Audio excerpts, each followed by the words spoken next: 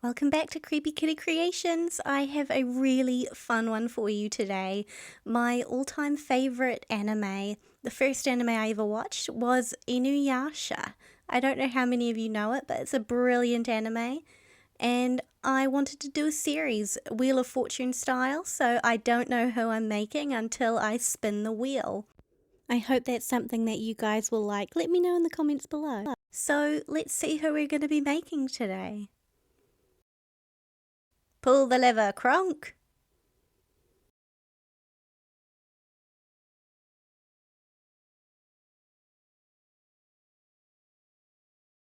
Oh, I got Kagura. So, for those of you not familiar with this series, Kagura looks like this. She is a demon of the wind. So, this is going to be a fun one. I'm excited. So, let's get started. So, Kagura has not too many body mods, thankfully. But first, let's go pick out our doll. I'll check out the stock box. I don't think I've actually shown you guys the stock box yet. It is in Creepy Kitty's bedroom. Not as big as a lot of other dolls artists, but I've got a few collected. So, who would be a good doll base? Oh, I wonder if this little one would be good for Rin. What do you guys think? Do you think she'd be good? Or maybe a Cave Club doll? Let me know in the comments below. Oh, she's got a pretty mold, and I haven't done a Spectra before. I love the way that she's got quite pronounced cheeks. The hands aren't quite right, though. I've got quite a few Rochelle Goyles. Oh, and she's got lovely hands, perfect for a demon with nice long nails.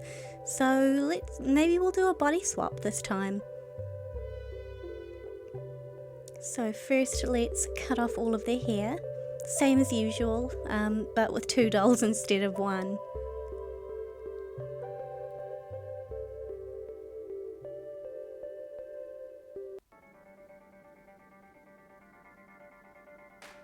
This was getting a bit annoying, so I just went straight over the rubbish bin. And plonk them in boiling hot water. This will melt the glue and help heat up the vinyl to pop their heads off. And then we can scrape out all of those horrible glue plugs inside the head and wipe off the face with acetone. I don't know how people manage to keep their nail polish on when they're wiping off the dolls' faces. Poppin wears black nail polish all the time and they always end up pristine. I don't know how she does it. So Kagura doesn't have wings, so we'll get rid of, oops, get rid of those. Should have been called Clumsy Kitty. And I've been getting in the habit lately of cutting off the neck peg, because if you put any pins in the head for the hairstyle, it just gets in the way. Now Kagura has elf ears, they're elongated, so I'm going to stick a little bit of wire in either ear and we'll cover that with a bit of milliput, which unfortunately I only had bright turquoise, which is not ideal, but a little bit of gesso and then spray paint will cover that right up. Now I make the wig cap the same way that I always do, using, it's a wee little socklet made out of pantyhose fabric, and I put that over the head. And did anyone pick up my mistake? Let's go back and have a look, shall we?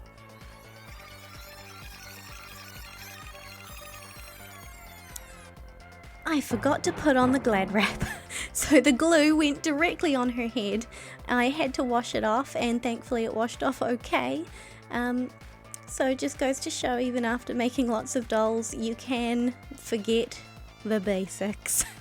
So now with the Glad wrap on, we I use fabric glue, but you can use PVA glue and do that with a few layers. Usually I add another layer of pantyhose, but I didn't this time. I really wish that I did, because the wig cap didn't stay on as well as usual. But looking good. So I painted it black off camera and made some yarn wefts. And we'll just glue that on to get her hairstyle. She has quite long hair, but it's only ever seen tied up. So rather than making the hair long and then tying it up, I'm going to style it specifically for the updo. Something like that. Now her wig cap didn't come down quite as far, which was disappointing, so I've added a little bit of hair at the back that I'll thin out. So she has some quite short bangs at the front, so we're just going to give her a bit of a trim. And thin out these long bits at the back to make them look more like flyaways rather than hair that just got missed.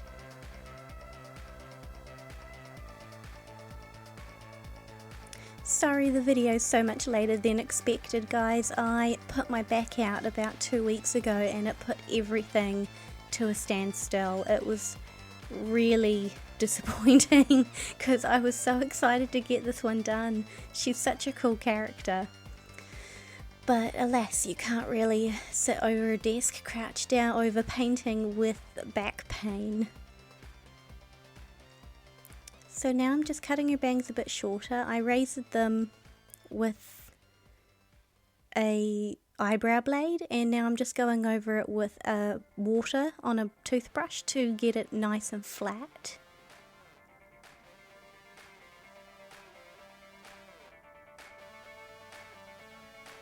And I poke a wee hole for her ponytail and cover her head in Glad wrap to get her hair really nice and flat, so it's not quite so crazy, and I leave that overnight.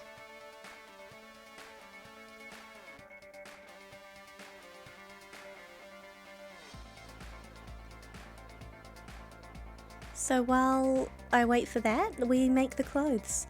This time I actually made a mock-up because I want to be able to use the same pattern for the other Inuyasha characters. So I went about this a little bit more methodically than I usually do. So she's actually got a few different layers of kimono, so we'll cut all of those pieces out.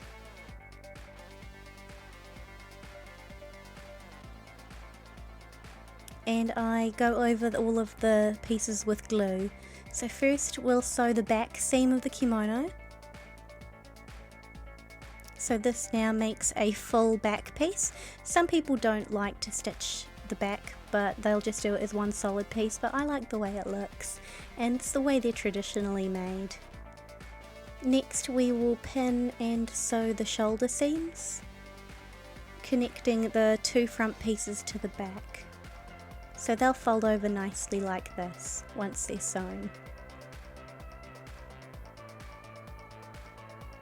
And then I realised I'd forgotten to neaten the ends of what will be the collar, and that will be definitely visible, so I just quickly do that by hand. Well, I did the whole kimono by hand actually. I'm always terrified that my sewing machine's going to eat it.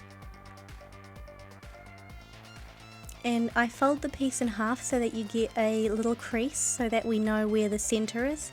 Line that up with the centre seam on the back and pin along the edges of the front pieces so that you end up with something like this. And just sew that right across, either by machine or by hand. And that's what it looks like. Flipped over. I top stitch as well, which is a little row of stitching along the edge to keep it sitting flat. But you can just press it, you don't have to do it, but I find it works well for dolls in the scale. And best practice is always check how it's fitting on your model. In this case I've got a headless Toralei.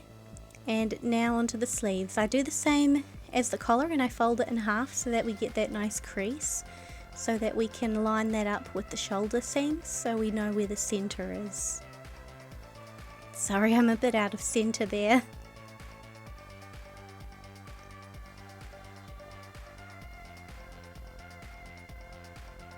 Now you don't want to sew all the way across. You want to leave a bit of a gap there. So only sew that we centre part there, and you end up with this when you turn it right side in.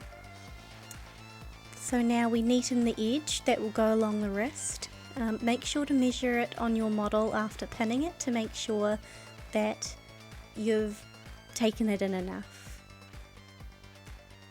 So now we flip it all inside out again, and we don't want to sew, we want a little bit sewn up along this edge here, and then we go along the bottom all the way around and down the side.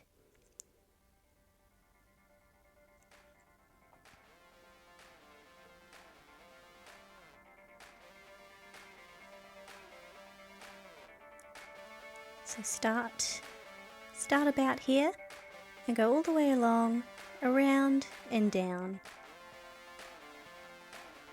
Like that. And we have a wearable kimono. I added a dome off camera and hemmed it, which I really miscalculated how long it needed to be, so we'll just trim that. Off camera I also made her under kimono. Usually this would be the same length, but I really wanted to avoid it being too bulky. And I also made her obi off camera because it was a little bit tricky to sew. So that's actually done in 4 or 5 different pieces.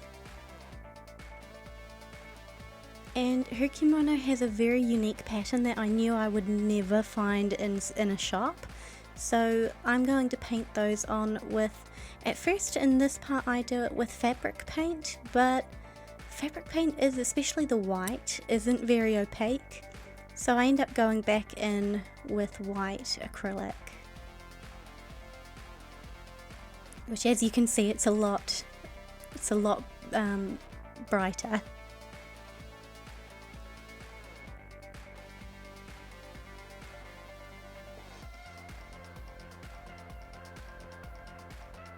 And now the fun part is drawing the phoenix on her sleeves. I do have to cut and have a look at on my phone as a reference. But I don't think it came out too bad. I'm happy with it.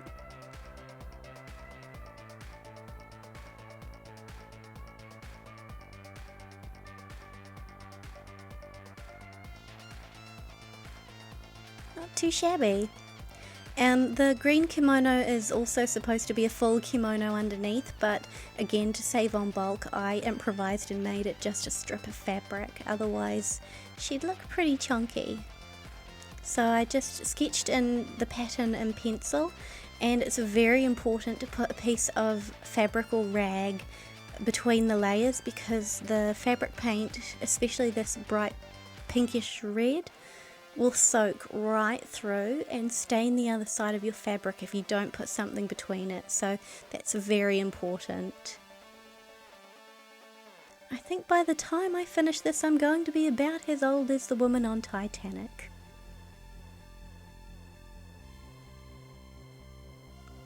Let's just speed that up. There we go. All done. That actually took me 2 days to paint and get it opaque enough. And see how it stains the fabric on the other side? So yeah.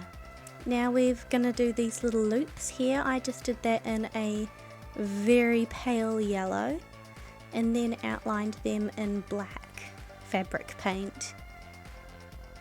It was a nightmare.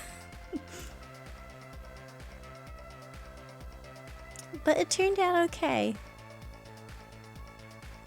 And with the accessories, I'm making her some little feathers to put in her hair. For those of you unfamiliar with the anime, she has feathers in her hair, and when she flees a fight, she picks it out of her hair and throws it up in the air, and it turns into a giant feather that she can fly on, which is really cool. So I definitely had to include those. But they didn't look feathery enough just out of polymer clay, so I add little feathers onto them with Elmer's glue. And move on to her earrings. She has some really cool green beaded earrings with a black tassel on the end. Unfortunately, I didn't have any black embroidery thread or green beads, so I had to improvise a bit.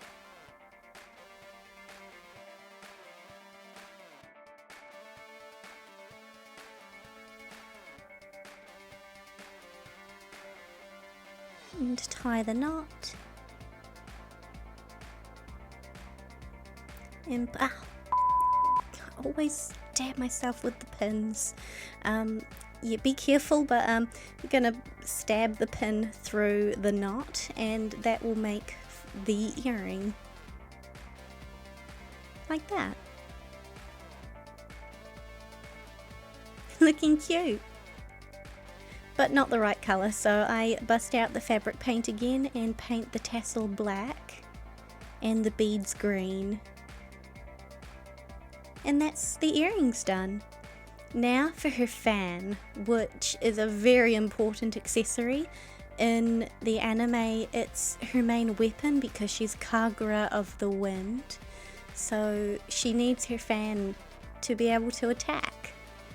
So first I'm just measuring it out to see how big it's going to suit with her hand, and use a ruler and measure out, I think I used a 1 centimeter intervals. And fun fact, you can actually use this to make a life-size fan if you want to do cosplay. I used a YouTube tutorial to make this. I'll link it in the description box below. It's a bit fiddly at this scale, but it's a very cool method for making a fan.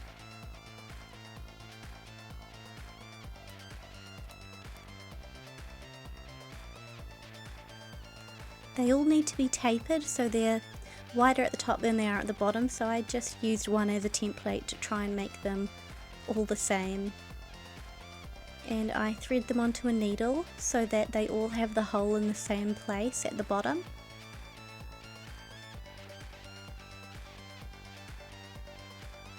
And then I stick a pin through the top and use that one piece as a template to get the hole in the same place for each piece. It took a while, but it was worth it because the holes did end up in the same place. And now I'm just cutting out the end piece for the fans, which are black. Well, will be black once I've painted them.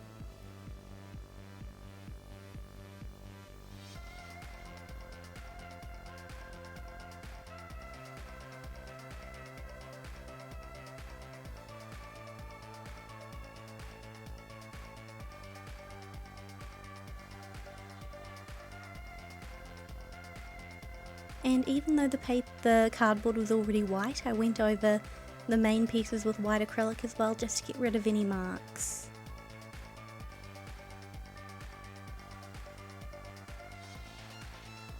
So this is roughly what it's going to look like. Don't worry, some of the paint's come off, but that's why we made 2 pieces of the end caps, because they'll cover any imperfections and make it a bit thicker.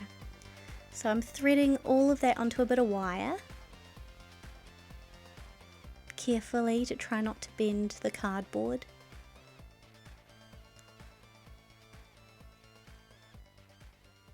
And then I'm going through with some thread. Don't worry that it's white, because that knot's going to get covered when I glue on the second part of the end cap. And we're just going to thread through those holes at the top of the fans, making sure to loop the thread around like this. Otherwise, I tried it without doing that, and the fan didn't close, so I had to cut the thread and start again.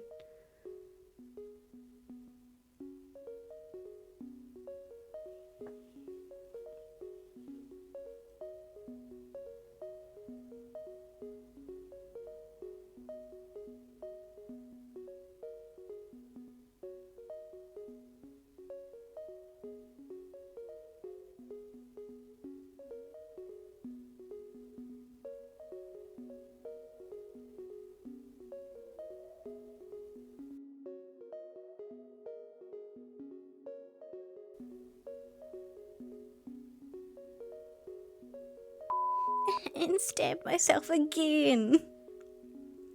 Please be more careful than I am with needles. My fingers are living pincushions.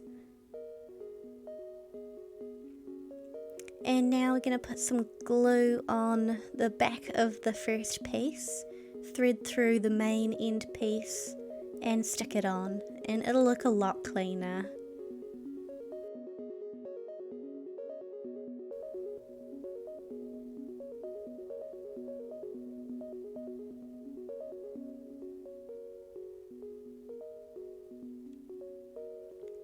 There, much better. And do the same with the other side. It hides the knot as well, which is perfect.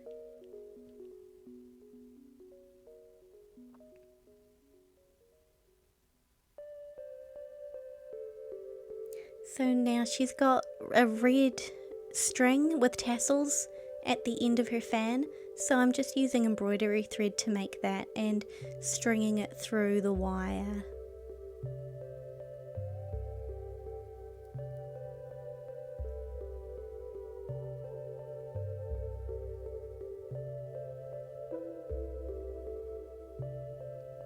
And just bringing that wire up and trying to knot it and make it stay there. It did scrape off some of the paint, so we're just going to touch that up a bit later.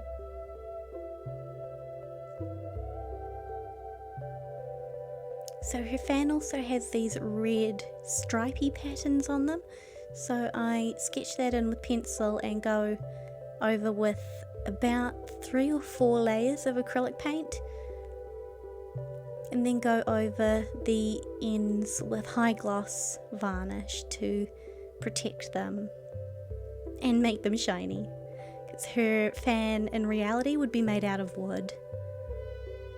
And there we have her fan. Finally, time for the face up. I go in with a light pinkish peach colour pencil because I'm quite bad at getting the eyes even, so I do have to erase them a few times, so using a lighter colour pencil is really helpful for me.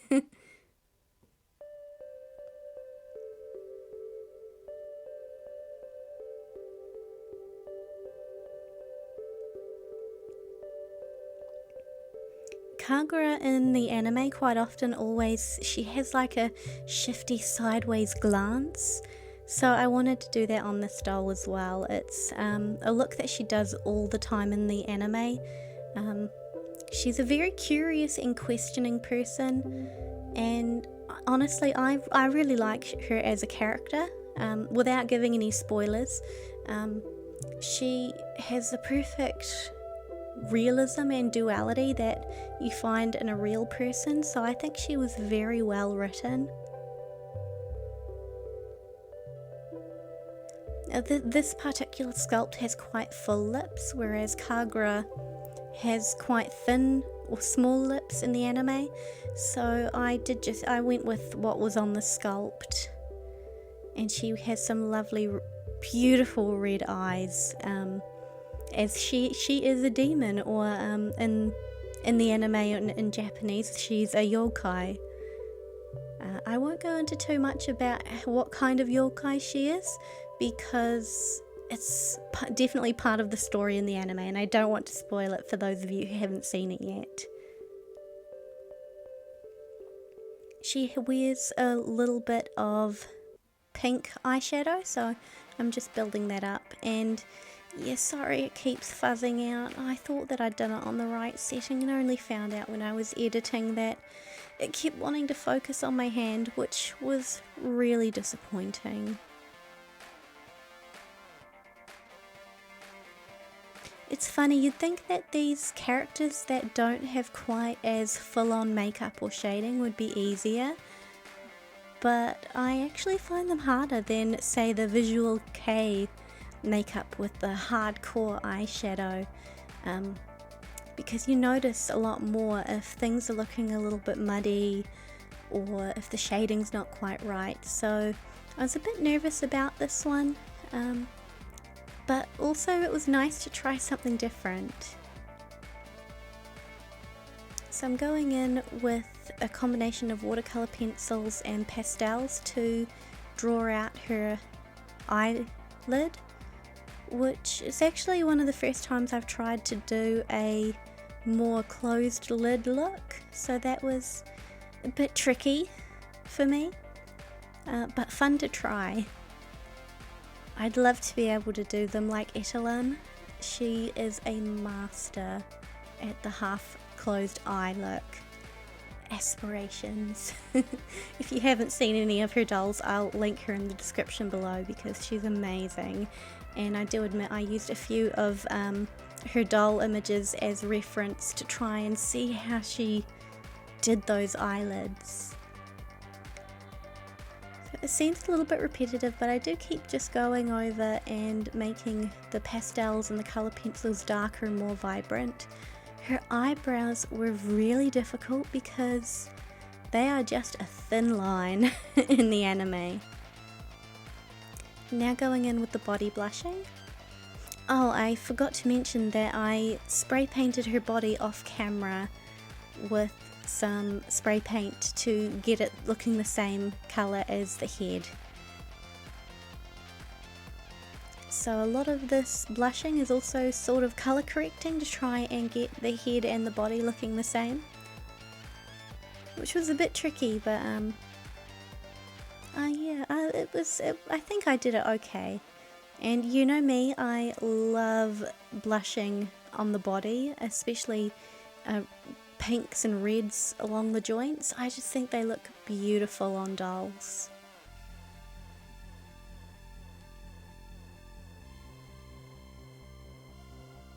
And that's where we are with the blushing. Now another spray of Mr. Super Clear, and I'll start drawing on her Onigumo tattoo, or burn mark really.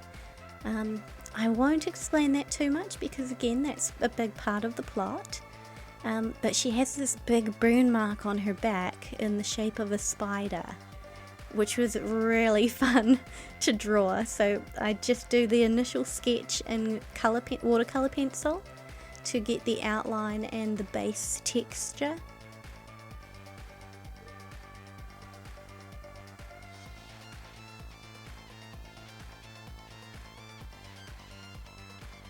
It's a little tricky to do on a Monster High because their backs, especially the main arch of their back, is so pronounced and tiny. So that's what it's supposed to look like. And back to enhance some more of those colours, especially the pink eyeshadow. And going over the eyeliner with a wet brush on watercolour pencil. I like it better than using acrylic because I get a smoother consistency.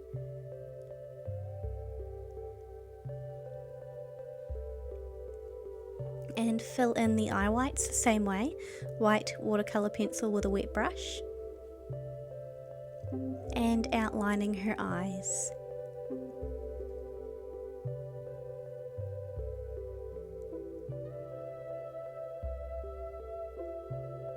I wasn't going to give her any pupils originally because in the anime her pupils are actually just a dark red, so her entire main eye is red and light red, but it just didn't look quite right on this particular doll, so I wanted to make that pupil a bit darker with a brown colour pencil, and I figure that if I don't like it I can just change that further down the line.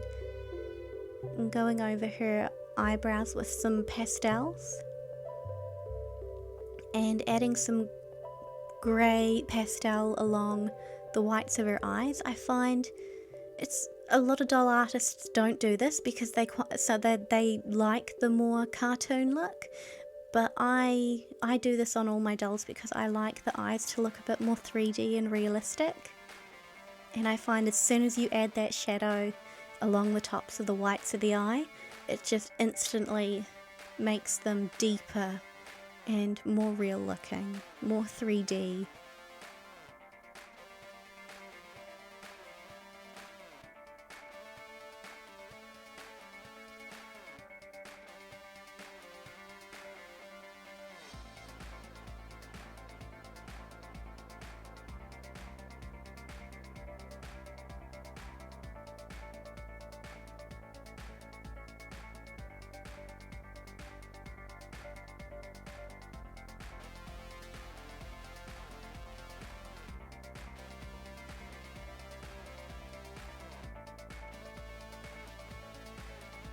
I'm going in with a combination of different reds with a wet brush to bring out more of that monochromatic red look to her eyes. I went into the middle of the pupil with a bright red. I thought that would look quite cool and I'm quite happy with the result.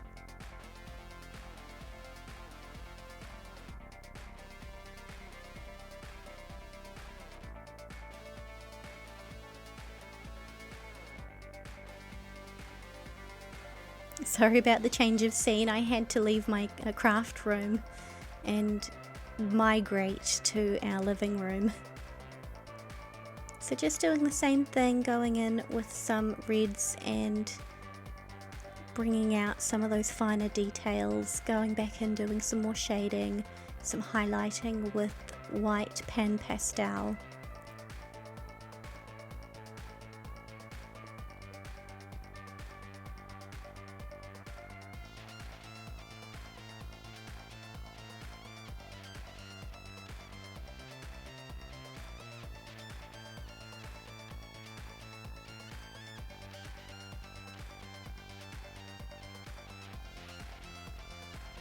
And adding some highlights, some white dots along the waterline, and just a little bit highlighting her eyelid and her bottom lip.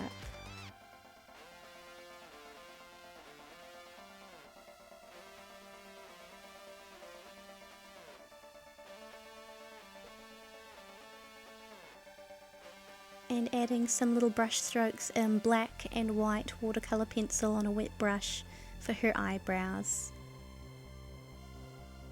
And just accentuating her eyeliner, which got a little bit lost in the added layers of pastels.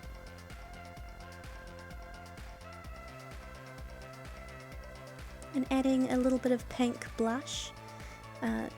She doesn't really wear any blush in the anime, but on a doll they just look a little bit lifeless without even a little bit of blushing. And of course some white Pearlex powder, especially on the inner corner of the eye. I like to do it on all of my dolls because it just brightens the eye a wee bit.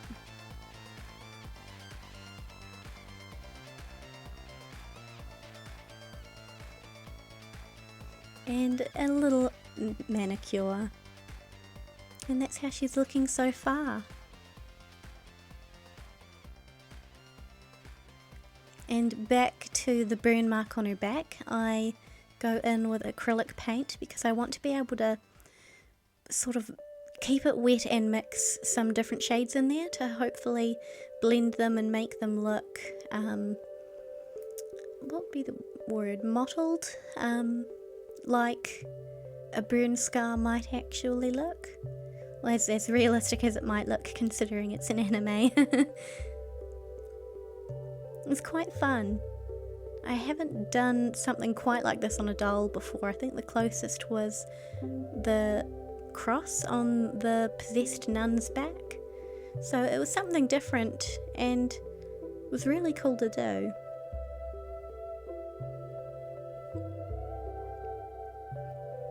Acrylics do dry very fast though, so they didn't actually stay blending wet for very long, so I had to work really quickly.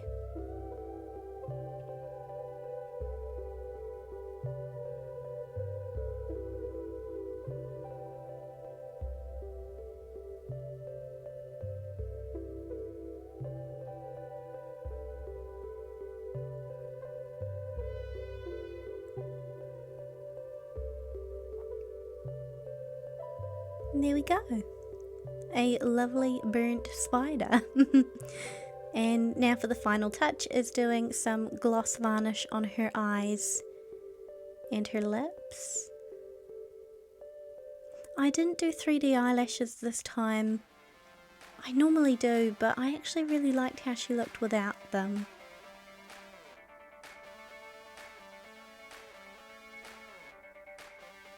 And I put some gloss varnish on her nails as well, and some matte varnish on her burn scar, just to keep that acrylic paint nice and secure on her back, so it hopefully won't scratch off.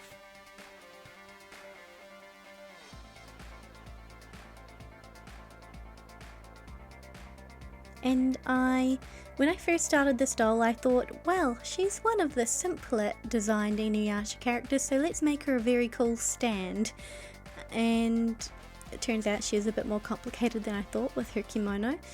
But anyway, I used a old Nutri-Grain pattern. You can always tell New Zealand from Nutri-Grain.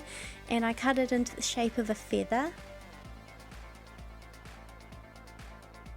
so that we can hopefully make a nice looking feather like the one that I was mentioning before, that she pulls out of her hair and it grows ginormous and she flies away on.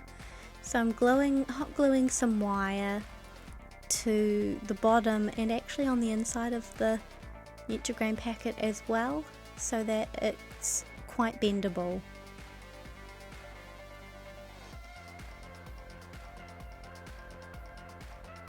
Made a few cuts so that I can curl it up a bit more. Wasn't really wanting to curl up at all otherwise, even though it's quite thin card. But stupidly, I did it on the wrong side. I should have done it with the inside of the packet facing out, because it would have been a nice clear cream. But no, I decided to choose the black image, so I have to go over it with some... First I go over it with gesso, and then some white paint to cover the Nutri-Grain ad. And I just clipped it to my ring light to be able to do the back. Improvising DIY with small desk space. It served its purpose.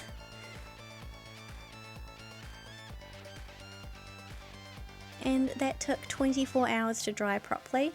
I found this excellent circle bit of cardboard from Tom's Emporium, and it just seemed like it'd be the perfect base for her stand. Sorry about the I actually made the stand before I did most of the other doll, so her face up's not done there. So I just glued some wire and drilled a hole through the feather so I could feed the wire through.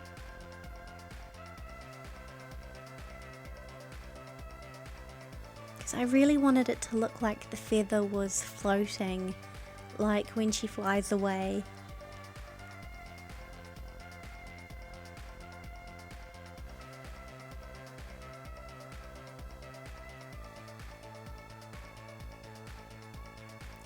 And just the two wires sitting like that didn't seem very secure. She fits quite well on it, but I spun the wire around and twisted it, and it was much more secure after that. Hot glue the other side down, and this is what we end up with so far. But it doesn't look much like an actual feather, so I got a giant feather and some little feathers and am hot gluing them on to the base.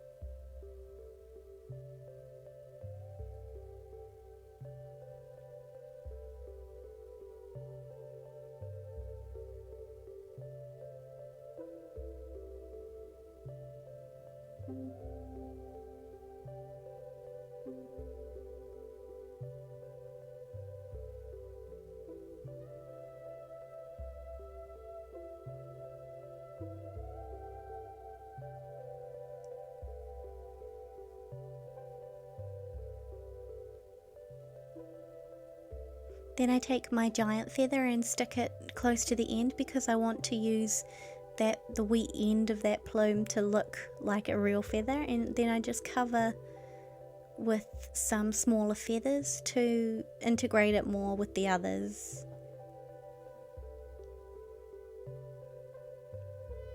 And then do the same to the underside.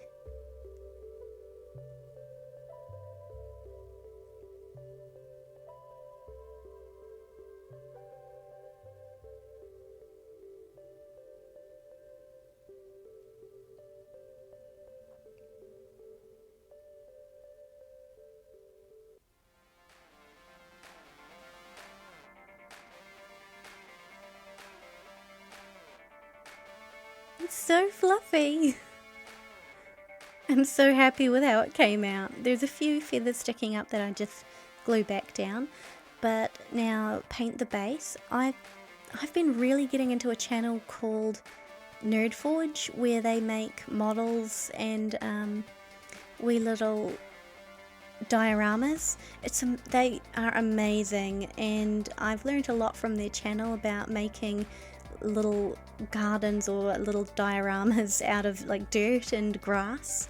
So if you haven't seen their channel, definitely check it out. I'll link it below. Some of you might recognize this dirt as what I used for the Child of Nature doll swap with of Crafts and Curios, and that's because it is just dried tea leaves from English breakfast tea, dried in the oven, and then just spray paint with some watered down PVA glue and put the grass on. I still have a lot to learn. I really want to get one of those static grass applicators where it uses static electricity and it places the grass so that it's sticking up. Something that I saw on NerdForge, and it's so cool. And you can get this little coloured powder here. I got yellow and pink, and if you just sprinkle it on top of the grass, it makes it look a lot like little flowers that are growing in a meadow. So I wanted to try that here, and then you spray it with some more PVA glue and leave it to dry, and you have a cute little meadow. And for the final look,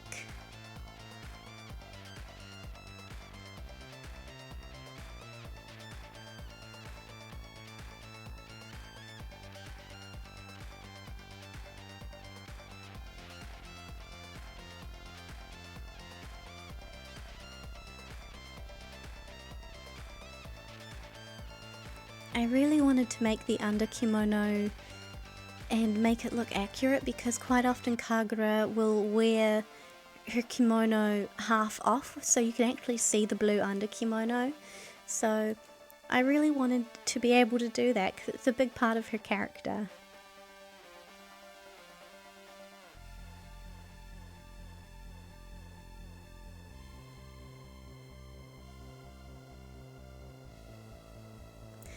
Off camera, I added a little magnet to her hand so that she could hold her fan.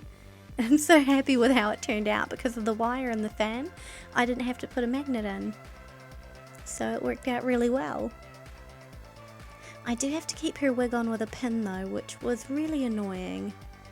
I'm definitely doing more layers of the stocking next time.